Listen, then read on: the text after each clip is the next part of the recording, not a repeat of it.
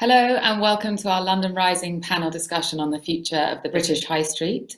I'm Chloe Street, fashion editor of the Evening Standard, and I'm joined today by Jane Shepherdson, former Topshop and Whistle CEO and now chair of fashion rental platform MyWardrobe HQ, and Mark Robinson, co-founder of property company Elandi and director of the government's High Street Task Force. Thank you both for joining us today. The last year has been an incredibly tough one for the British High Street. We've lost 17,500 chain stores, and fashion in particular has been the hardest hit. Was COVID the final death knell for big brand stores, do you think, Jen? Well, I think there's no question that COVID accelerated the demise, probably by about 5 years or so, I would say. But I think a lot of the retailers that we've lost recently, we were probably going to lose anyway, but through a combination of factors. Partly because ever since online shopping evolved, it's become incredibly expensive for stores to do online shopping very well, and also to maintain a large sort of portfolio of bricks and mortar stores. It's just too expensive. They can't really compete. I think also there's been a sort of a real lack of creativity, perhaps, in this sector. That sort of, I don't know. It seems like it's sort of been standing still for a while, and we need to move it forward. I mean, I'm an eternal optimist, and I absolutely don't think that physical shopping is going away at all. I mean, I think there's still too many people who really love it and love the sort of social aspect of it. But I do think that we need to do it differently, and I think there are enough signs that this is starting to happen both on local high streets and in sort of other places in the world, that there are things that are happening that are going to change what we had before, but are going to bring us something that's equally interesting and exciting and perhaps a bit more experiential. Yeah, for sure. I think it's a big moment and an opportunity to rebuild and reimagine our high streets. What would you like to see happen, Mark? Well, I couldn't agree more. The problems in the high street predate COVID. The task force was set up as a result of a report in 2018. And I think, let's embrace change. And without COVID, we were in danger of being a bit like a boiled frog. You don't realise how bad it's getting until it's too late. But at least COVID has made the challenges to our high street very visible. And we've now got to collectively take action to reinvigorate our places. And everything that I'm seeing is this has caused a real catalyst for people to come together to try and create and see a future which is much better for our high streets. Because let's not forget, one of the problems is we'd fallen out of love with them. We'd created these clone towns that people talk about. There was nothing exceptional happening. So, retail isn't dying, just poor retail is dying. Absolutely.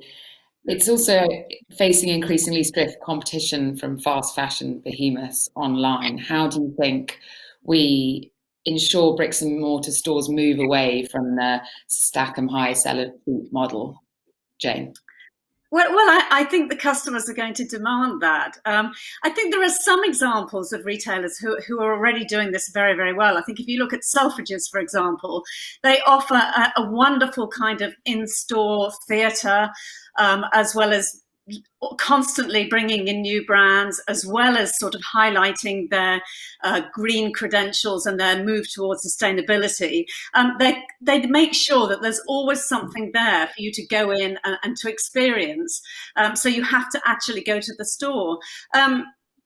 I think that really, I think that customers are just not going to shop these stores where they just pile up the merchandise, because why should they? They can just as easily buy it at a click of a button, and it's a lot easier, and they'll probably get it a lot more quickly. So I think that people will vote with their feet in a sense, and I think what I'm certainly seeing is a move from the online players into bringing in a sort of showcase bricks and mortar store that shows the best of what they can do, but combined with maybe a workshop or maybe some kind of social event, maybe a little bit of art thrown into the mix, something that's sort of interesting and exciting that helps them to build their brand and lets us see exactly what kind of a brand they are in real life, if you like, as opposed to just on the screen. And I think that's really exciting. I think the more we see that, I think that rents will have to come down for people to be able to afford to move into these spaces. But I think that once that will start to happen, we'll see this shift, I think. Yeah. Can you give an example of one of those online players that you've seen hit retail? Well, it's more in the US that I've seen it. In fact, I was in New York just before the pandemic, and there are a number of stores that are sort of doing a showcase experiment. Like one of them's called Showfields, one of them's called Neighborhood Goods. Actually, Everlane and Third Love are doing the same thing, and they're sort of just opening a store really to give people a sort of immersive experience so that they can really understand and grow to sort of love their brand, I suppose. And they're attracting people who want to sort of show this stuff on Instagram or TikTok. But they're kind of social spaces as well, and allow people to sort of gather, and there's books and there's lifestyle, and it kind of just throws everything up in the air a little bit and makes it a bit more fun. Let me tell you a lovely little London story. So it was my 50th birthday last week, and I'm one of these rare middle-aged men in property who actually does like shopping as well as being involved in it for a living. And my wife bought me a day with a personal shopper. So thank you to Sarah at Sartoria Lab, who took me out for the day. And one of the places we went to was a pop-up shop just off Carnaby Street, which is run by Wax London, which is a direct-to-consumer store. They've had some concessions in John Lewis, I believe, but mostly they sell online, mostly online to the States. And this is the first physical store they've taken. And I just got talking to the guy. And the guy, Richard, hello, Richard, was in the store. And he was loving the experience of actually being in store and meeting his customers in real time and seeing how they try on the clothes and seeing how they react to his clothes, which he would never have got online. So, this is happening in London. It's happening now, and long may it continue. And Jane's absolutely correct. Some of this innovation is going to be driven by the fact that owners of retail real estate are going to have to get used to the fact that A, rents will never reach those levels again, and B, it's not about the rent you achieve, it's about the vitality you create. And you create vitality by getting fresh brands in, experimenting, taking a risk, and giving them flexible lease terms, which, to be fair to Shaftesbury, that's exactly what they're doing around Carnaby Street. And obviously, flexible leases and pop-up spaces, companies like Appear here are amazing for smaller brands. What else do you think it is that we need from local councils and government to ensure that these, independent fledgling brands that have thrived in lockdown continue their momentum, Mark? Whilst this is all about retail, I think there is a truism that we just have too many shops. So we need to lose the bad shops in the bad location, and they need to be converted into other things. And they need to be converted into things that bring vitality back to our high street. So let's have people living above the shop again. Let's have people working above the shop again. Let's bring healthcare into our town centres to bring people to places where where occupiers can then sell to them. So there's this whole ecosystem we have to create around our high streets that takes us just beyond retail. And once we have the people using our town centres and our high streets for this everyday activity, then the retailers can repopulate them and actually, build on that momentum of all the people being in the place at the right time. For sure. And I think one of the very obvious spaces that need filling are these big flagships that are closing their doors, RIP Topshop and Debenhams, and particularly on Oxford Street, there's some very enormous spaces that need filling now. What is your vision for them, Jane? Well, one of the things that I saw in LA actually was that the centre of LA had actually become almost sort of extinct, if you like. People weren't going there at all, and they took a whole city block and they opened what's called the Grand Central Market, which is like this enormous space full of amazing food stalls from all over the world. And it's become a destination, so people come down there. And I've actually seen recently that around that space, little stores have started to pop up again. So Mark is absolutely right. You put something in there that attracts people, that is something that's really kind of quite exciting, and other stores will then start to populate the streets around it. because of sort of natural demand, I suppose.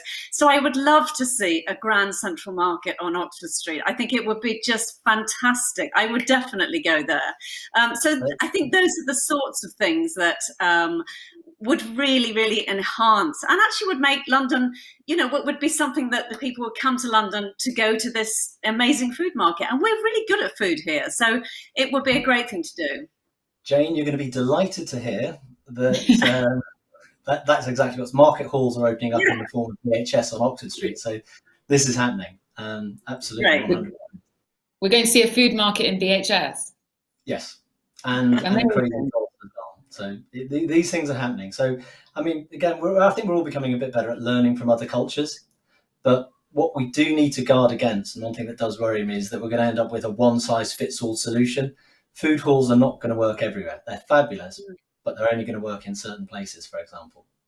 We've got to find the true purpose of each place. And London's a fabulous collections of towns and villages, which we often forget. And what each individual little high street's got to find is its own unique purpose, and really go hell for leather after that, to have its unique, distinct flavour and make the most of it. I completely agree with you, and I think there has been such a lack of creativity in terms of the thinking around this, and it's a difficult thing to do. It is complex. It's not, as you say, it's not one size fits all. Little different high streets and local high streets will want something completely different to what we need on Oxford Street, for example. And I think it's a sad thing to see. We need to be much more creative. We need to take more risks. We need to find out what it is that the people really enjoy doing. To be fair, you asked about what more can government do, and there are some quite significant changes to planning reform happening to allow owners of real estate and local authorities to be much more experimental about what they put into place. And there's a great thing called tactical urbanism, which has arisen as a result of the COVID challenge. And that's just trialing stuff, trialing pedestrianisation, see if it works. And if it doesn't work, do something else. So I think people have been a lot braver, and fair credit to local government, the mayor in London and lots of local authorities. They have trialled things, pop-up parks, taking out car parking bays and making that seating for restaurants. And usually a street license for a restaurant would have taken years to get. They've just been given them now to try and bring that vitality back. So yes, that tactical urbanism is a great expression that we should use more. Yeah. I think, that embedding of lifestyle elements in our high street is really positive. And probably for the brands that do remain, a lot of them are embedding lifestyle elements within their store, whether it's Lululemon doing yoga classes or, Toast is doing an amazing series of workshops. It's become a really exciting aspect of retail now that they're not just trying to sell. Do you think that the technology brands are now embedding in their stores with AR and VR? And is that an exciting and necessary part of retail's future, or is it a gimmick that people don't need? I think at this stage we don't quite know yet, because I haven't actually seen it done well and done sort of in a way that I think, wow, that's amazing. However, I have to say, there's one company that I saw recently called Dematerialized, who are doing the virtual reality clothing piece. They're trying to attract both gamers and the fashion crowd, and the fashion crowd have been notoriously difficult to get to sort of engage with this. But I did an experiment with them where I tried on something. And wore it virtually, and took some photographs of myself and showed them to friends or whatever. And it was kind of almost there. It was almost exciting. It almost felt like it was part of the whole kind of fashion relationship that I have. It wasn't quite there. And I think these things like sort of smart mirrors and what have you, they don't really work for me yet. I think it's going to take a little bit of time before, but we're moving in that direction. So I wouldn't be at all surprised if it happens in the next year or so. I think it's a truism that we're spending more money taking tech out of stores than we're putting back into stores at the moment, because everybody has rushed to these smart mirrors and everything else, and they just don't engage with people. People engage with people. You can get tech at home, so why go to a store for tech? It seems to make no sense to me.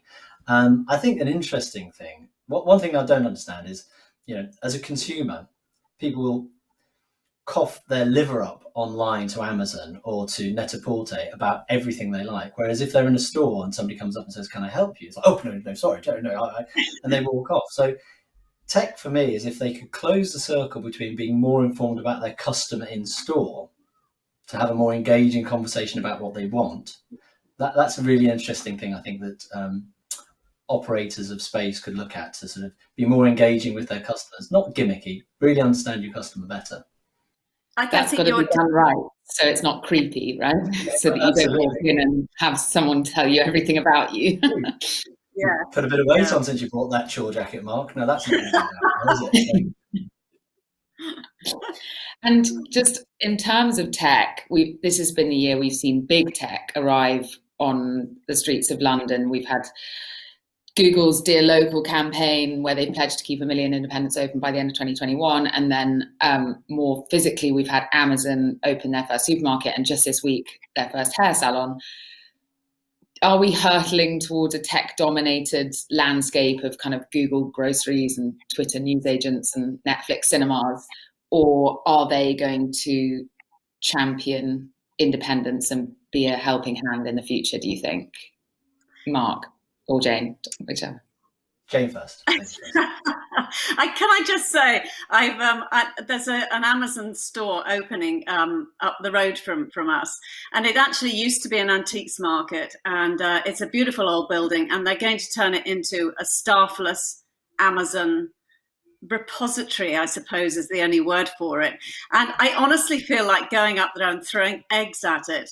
I just think it's just such a horrible idea. I mean, to me, it seems the worst possible thing that you could do. I mean, it's not exciting, it's not interesting. It's just going into a shop and doing what you could do on your screen. And it just seems like a really, really bad idea. I'm hoping that creativity wins over big tech. I think Mark's got a point that you need, your back of house and your logistics need to be super smart. Your data needs to tell you exactly what it is that people want, but it should be the real experience and the social experience that I hope will win out. I mean, one thing we haven't really discussed in any great length, and it's probably not the most interesting thing for people watching, but making money is quite difficult in retail, period, at the moment. But online retail is very, very, very low margin. So I'm more interested in the motivation for some of these retailers, why they're going back into physical stores. Yes, it's for the media value of the store people talk about, and yes, it's for brand awareness, but also actually, if you can get the customer to do the work of coming to you and trying on the clothes, that's actually a cheaper way of getting the goods to them than it is sometimes doing internet facilitation. So there is value in real estate if the operator gets it right, and if, frankly, rents fall to make it sustainable as well. So are you pro the arrival of big tech on the high street? I'm pro the arrival of anything on the high street at the moment, because we've got about 30% two shops, and that's hundreds of millions of square feet we need to turn into something else. So, and what are the key pillars of your vision on the task force of how to do that? Well, the key thing that the task force is about is nothing to do with retail. So the task force is basically here to create an environment and a whole infrastructure of local leadership in place. So local place leadership. So we're all about building that, and we build it through building expertise, capacity, collaboration, and data and information. Because, places at work show great place leadership. I first moved to London nearly 30 years ago, and Marylebone High Street wasn't great. It wasn't the place it is today, but Howard de Walden took a view about 20 years ago to really make a difference and take some short-term, long-term decisions to create a long-term destination. That's place leadership in action. It's probably one of the best examples I can think of. And we need more of that across more places throughout London, throughout the UK. So we're about creating place leadership, not being prescriptive about what has to happen in places. And do you think destinations like Marble Arch Mound are a way to do that? That's a really interesting one, actually. I like the almost provocation of it. It's just such a random idea to build a big hill at the end of Oxford Street. But there again, people forget, the London Eye was supposed to be a sort of temporary pop-up attraction in itself, and it's now a fixture of London skyline, and probably will be for decades to come. So who knows? If it creates controversy, if it creates a debate, that's got to be a good thing. And some people are going to hate it, but it could be there in 50 years' time. We just don't know. But let's give it a go. Let's roll the dice. Let's do that tactical urbanism. And Jane, what areas do you think in London we need to shed some love on that could be really exciting? Oh, I think I think some of the local high streets are good, but I think they could be a lot better, and I think they could be a lot more interesting. I think a lot of them have just been sort of allowed to sort of, I don't know, they're full of phone shops and Costa coffees, and I think they could be a lot more interesting. And coming from a sustainable angle, where sort of I'm hoping that rental and certainly pre-loved becomes a bigger part of the sort of fashion narrative. I think those are places where you could have great little sort of rental pop-ups and things. And rental is something that, although it is an online, it's an online business. The physical presence of it is important because it is a new thing. People haven't really quite got their heads around it yet. And to be able to see these beautiful clothes, to be able to feel them, to be able to try them on, I think is important, so that you don't sort of think, oh, it's going to be like a jumble sale or it's going to be like a charity shop. You can actually prove to people that it's very different and it really is a luxury experience. So I'd like to see a little bit more of that coming into our local high streets.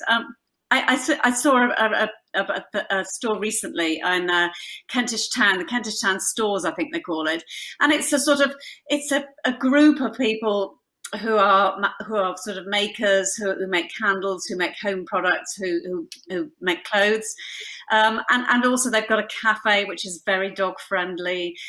They also rent out pieces of furniture. It just seems to me like those are the sorts of things that locally would enrich our lives, perhaps, and make it a better place to live. Sure. We've still got some. I mean, we are talking about the lovely end of fashion and the aspirational, let's call it even middle class placemaking. There are challenges of London high streets. There's food poverty in parts of London high streets. Getting somewhere selling fresh fruit and vegetables is an important thing. And actually, to be fair, love them or hate them, and most people seem to love them. People like Aldi and Lidl are actually bringing food provenance into places that London high streets didn't have before. And they in their own way, they can kick off their own regeneration. So, as I said, I don't care whether it's tech, I don't care whether it's a German discounter. Places which have a need and places which can create a purpose and build on that are going to thrive. And is there anything else you'd like to add? What are you most excited about on the future of the high street? Jane, anything else? Well, I've just been sort of quite excited, even over the pandemic, as I've sort of looked at high streets where stores have closed and been boarded up. But actually, I've also then seen them kind of coming back to life again with a new purpose and a new business and new ideas. And that's happened relatively quickly, I think. And I think that shows that that there is a regeneration already happening, and it's just a question of us perhaps just making sure that it's as beautiful and fits the local community as well as it can do. Mark, anything to add? No, it's the passion in the engagement of local communities that have realised what they might lose if they don't really start taking an interest is quite inspiring. That's something across the whole country, and we've really got to harness that and make the most of it over the next months and years to get some real momentum behind this change that we really need. Absolutely. Lots of change to come, but it's exciting. Well, thank you both so much. That was really interesting. Thank you for your time. Pleasure.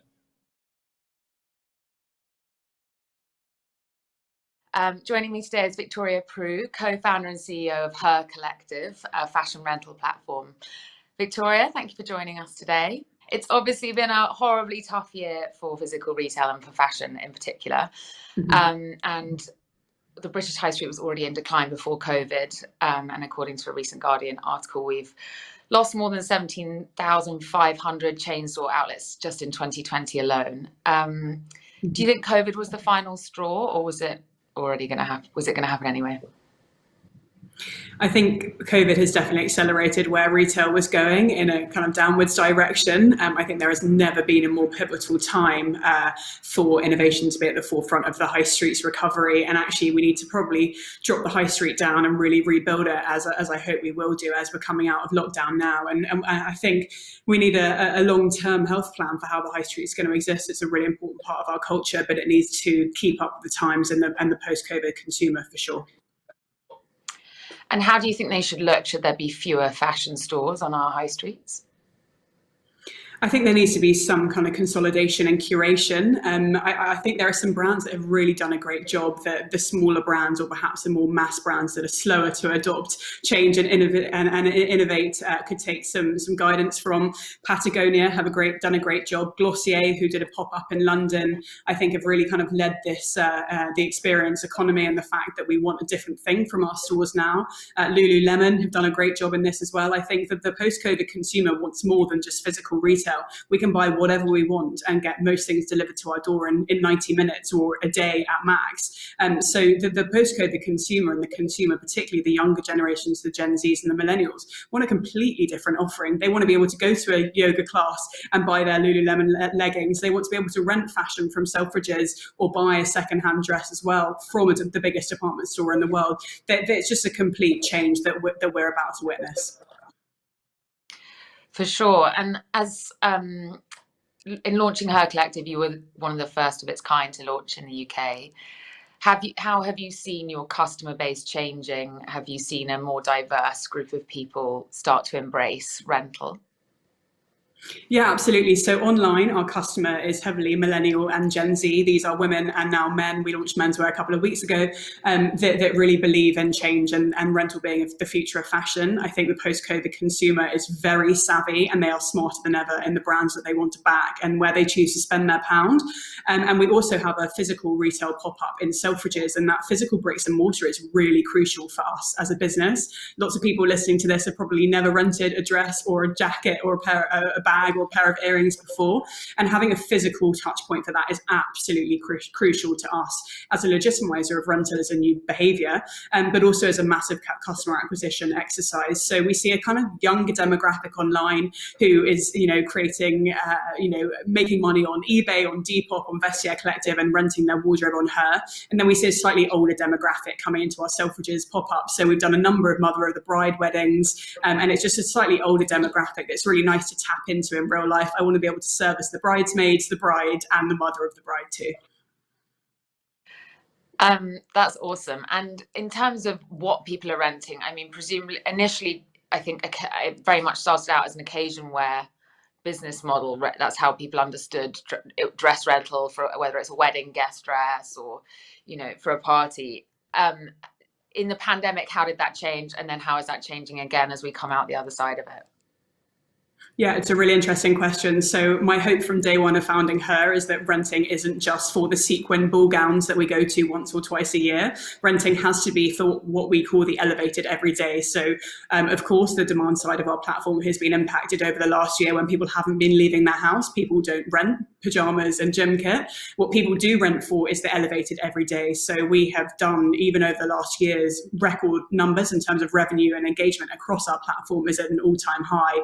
Our top performing categories, as you can probably imagine, are cardigans, knits, and were coats until the last month when we're now allowed out and about. So there's definitely been a big shift, but actually our business, even pre-COVID, was not the sequin ball gowns that everyone associates with renting. It's a very old-fashioned model. These are people and these are girls that are renting a couple of times a month.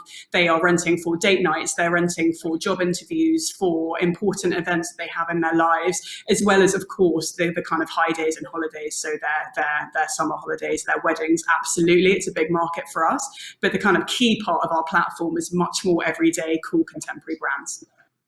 Your recent partnership with Selfridges, you initially went into the store and did what you did as a physical thing in store. And then in May, you announced that you were actually, I don't know if the word is white labeling, but almost, selling your functionality to Selfridges to embed within their business so that they can rent current season stock and also do that online. And it's so exciting, but does it mean eventually that there's going to be fewer clothes made by designers, and therefore, does Selfridges buy go way down as a result?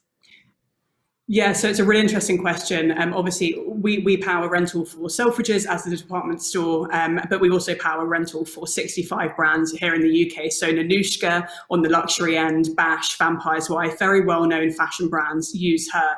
And what we have proved day in, day out, and what the Rent the Runway in the States have done over a 10-year period, is prove that rental absolutely does not cannibalize sales. It opens up an entire new audience of people that do not have the purchasing power to experience that brand. So actually, rather than seeing it, rental as a massive kind of threat to how the fashion industry operates, it's a massive data tool, and new customer acquisition tool. So we're feeding back to our brands all day, every day, that we want clothes that are built to last. So there are certain materials that don't work for rental. There are certain products and category types that don't work with rental. And we want to feed that information back to our brand partners so that they can ultimately create clothes that are going to last for longer and can be shared more. So I think renting as a concept is, of course, very new in the UK, and we get a lot of apprehension around that. But we are sat on the data that shows that rental is a profitable part of a long-term business, because sustainability needs to go beyond a tick box. We can't have a sustainable function or a kind of collaboration with a rental platform or a resale platform if it's not actually going to deliver to the bottom line. So my main job all day, every day is proving to these brands that rental is actually a viable business, and it's an incredible opportunity to open up a new customer. And as we all know, everyone is trying to get traction with the Gen Zs and the millennials that are choosing to spend money with brands that they back and brands that they think are doing the right things. So renting is actually, I think, an exciting part of that shift in retail. Absolutely. And do you think down the line is ownership over? I have quite a strong view on this. I think there is always going to be a place for ownership in our wardrobes. I guess my hope for the future of fashion is that Chloe Street or Victoria Prew choose to invest in basics that are going to pass season over season, year after year. We're going to be investing in high quality t-shirts, jeans, jumpers that are just going to stand the test of time. But I am obviously biased and a big believer that the future of fashion is a rented wardrobe. It should absolutely not be something that is for the twice occasions a year. The majority of our renters are renting day in, day out. They're changing up their wardrobes. It is coats, it is ski wear, it is maternity for 9 months when they don't want to buy new clothes. So I think, and my hope is that we invest in quality and rent the rest. In terms of more generally sustainability being embedded within London stores, a lot of them have been accused of greenwashing, the bigger chains who've just put recycling bins, for example, in the store, or I think Selfridges has obviously done an incredible job of what they've done, and they're the benchmark of how to do it. But just speaking more widely to other brands, how can shops get better at championing green initiatives without it being tokenism, I suppose? Yeah, it's a great question. I think there are some really easy, quick wins in this space. Department stores, big multi-brand retailers, or fashion brands themselves have a job to do, and that is to make clothes and sell them, and that is what they're good at. I think the cleverest and smartest way to innovate in this space is to pilot the startups that are doing it well. So if there is a startup out there, and there is so much exciting innovation worldwide, but particularly in London and in the UK on the donation clothes side, on the clothes recycling side, there's an amazing company called Thrift Plus that are partnered with Farfetch and John Lewis. So my advice would be to any retailer out there, rather than looking to build it yourself and worrying about how you're going to cost it and you're going to resource it and who's going to manage the project, pilot it with the startup that does it as their day in, day out business. A bit like Selfridges did with us. We launched as a pilot pop-up. They tested the idea. Does the customer like it? Does she rent a dress? What's she renting? It's a massive kind of learning curve for both parts. But I think the easiest way to get change without being accused of greenwashing or doing the kind of bare minimum to look green is to actually champion the startups and put the money into the startups that are really at the forefront of change, because it's an easy win, and it's great for the startup. It legitimizes the business overnight in our case, and it's great for the big department stores because they get a low cost test, which is what we really, really need. Has there been something that Selfridges throughout your partnership has been surprised to discover as you've gone deeper into this with them? Yeah, really interesting. There are a lot of learnings, particularly around which brands rent. A lot of our brands in store aren't Selfridges bought brands, so we have some really cool smaller made-to-order brands that rent incredibly well in store, or Australian and American brands that are a bit harder to get your hands on that rent incredibly well in store too. I think the biggest change is menswear rental. We're a couple of weeks into trading, but menswear is really flying in a way that I guess no one knew if it would, because we are new to market. It's the first real menswear rental proposition to launch in the UK. So I think there's a lot of piloting, and the reason that this is going to work so well is because we touch base every day and share data and work out, what brands are renting, who's responding to what. So I think the brand piece is absolutely crucial. What are the coolest, hottest brands to rent? And then I think menswear is a really, really exciting market opportunity too, that's previously never been done. Yeah, everyone's been a bit slow to the game with the menswear. Do you think it's because everyone's worried men might not be bothered to switch up their look as much? Is that partly it? I think that the menswear rental customer is quite a specific customer. It's probably not our friends that we have that perhaps are more straight down the line in terms of their careers and their job. I'd say it's much more the fashion forward man. If you look at renting a tux, say, how often are you renting a tux? Probably once or twice a year. We have really geared the Selfridges menswear edit to hyped up, sold out street collaborations with some of the leading Palm Angels, Kith, really, really cool brands that are hard to get your hands on. And that seems to be a kind of ticket for success in terms of the early feedback that we've seen. So I think the reason why no one's done it before is because the market's smaller, of course, than women's wear. But that absolutely does not mean that there's a market to be tapped. And I think for that kind of streetwear or collaboration market, it's a really interesting thing to tap kind of whilst events are nowhere to be seen. And will you look to add children's wear, do you think, soon? It's an interesting question. Yeah, absolutely. I mean, at risk of trying to do everything overnight, I think children's wear is interesting as a proposition, for sure. It is something we're definitely looking into, for sure. Okay, well, I guess just lastly, is there anything you would like to see more of on the high streets, particularly in London?